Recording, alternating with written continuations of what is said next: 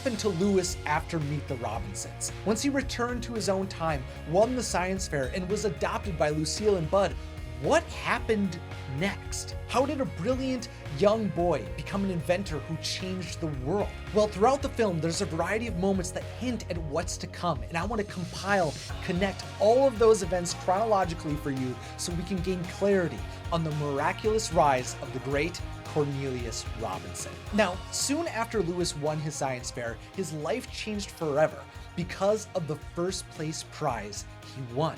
You see, the science fair at Joyce Williams Elementary wasn't just sponsored by Inventco Labs as a generous contribution to science education. This massive industrial invention company was also recruiting young talent. That's why the first place prize for the science fair included a year-long apprenticeship at Inventco.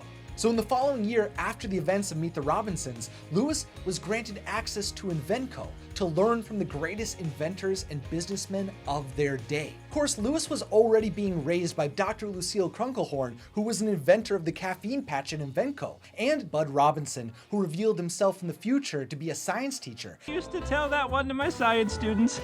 They didn't laugh either. But with this Inventco apprenticeship, he was also working within the massive corporation that could launch him into the world of inventing. Lewis went from feeling completely alone and isolated at the orphanage and at his school to having parents who understood him and colleagues to expand his knowledge. And I just think it's so sweet to imagine Lewis getting to ride with his new mom every day to this immense inventing utopia that was begging for him to come and work there. There was just suddenly so many people surrounding Lewis that could see his potential, and that meant that the timeline for his success was able to be moved up dramatically. You see, since Lewis was 12 when he was adopted, that means that when his apprenticeship concluded that he would be 13. And later on, Goob hears on the radio in the future that by 14, Lewis even graduated from college. Of course, it's unclear whether he started college after his apprenticeship or whether he dropped out of elementary school completely after he was adopted so that he could get his degree,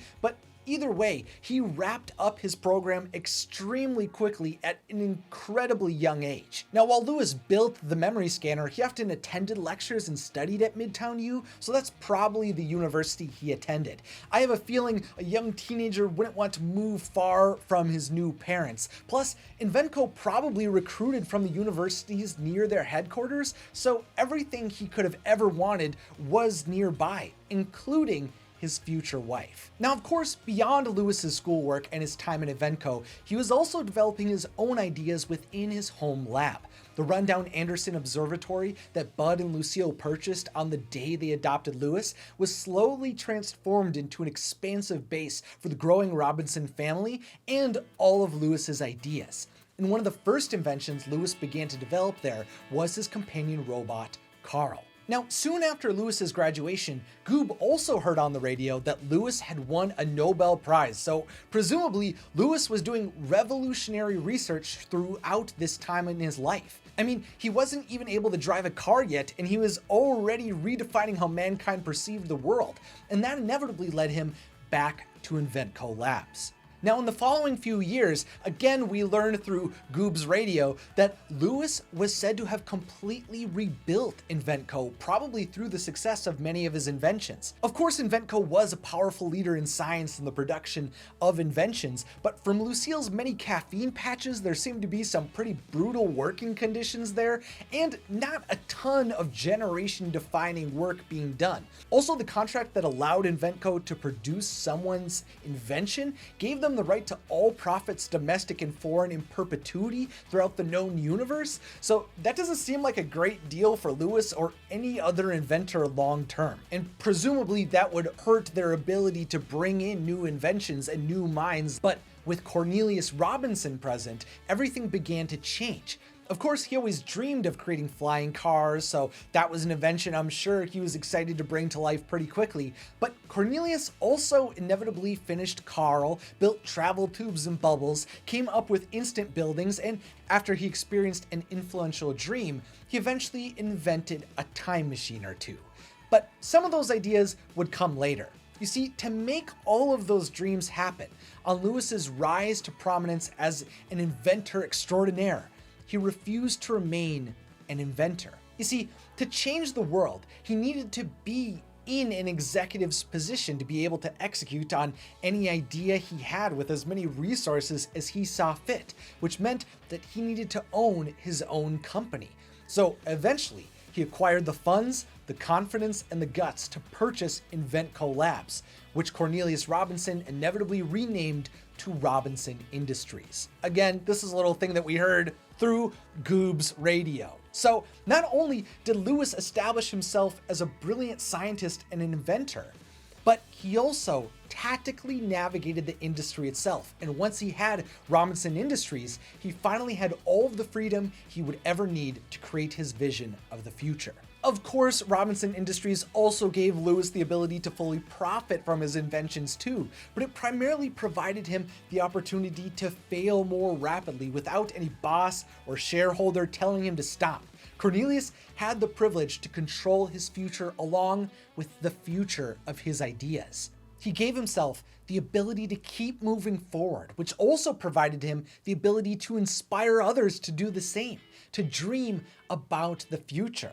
You see, while the failures might have been painful, they provided Cornelius with a lot of lessons and guided him to a few world-changing successes too.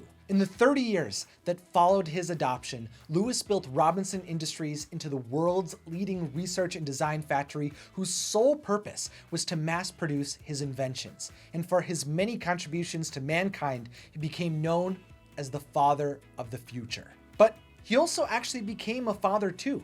Now, while we don't exactly know how Lewis and Franny fell in love, their introduction during the science fair presumably built into a friendship as Lewis supported her pursuit of training frogs to become big band musicians. I have to wonder if Lewis provided any assistance in modifying the intelligence of Franny's frogs, or whether it truly was just Franny's commitment to the little amphibians that turned them into little musical stars. But either way, sometime along Cornelius's journey to the top of the scientific and inventing world, their relationship became romantic, and inevitably, they got married. And with this marriage, Cornelius and Franny's families combined and came together in the Robinson family home. It was a wild, eclectic, and crazy bunch of people, but they were a family. And of course, the latest addition to this family came with the birth of Cornelius and Franny's only child, their son, Wilbur. So how did Lewis build the future of his dreams? Well, once Lewis won that science fair, he was on the fast track to achieving everything he had ever wanted. With an incredibly gifted mind, loving and supportive parents, unprecedented access to the greatest invention company in the world, and the bravery to take big risks as an inventor and a businessman, Cornelius Robinson was set up to conquer the future.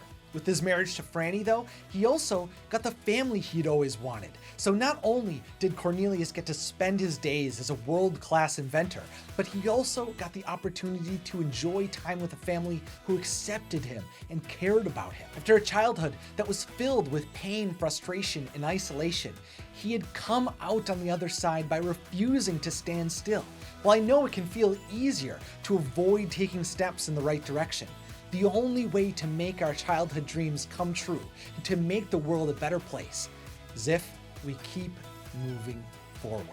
To support what I do here, consider subscribing for more Disney animation videos like this one.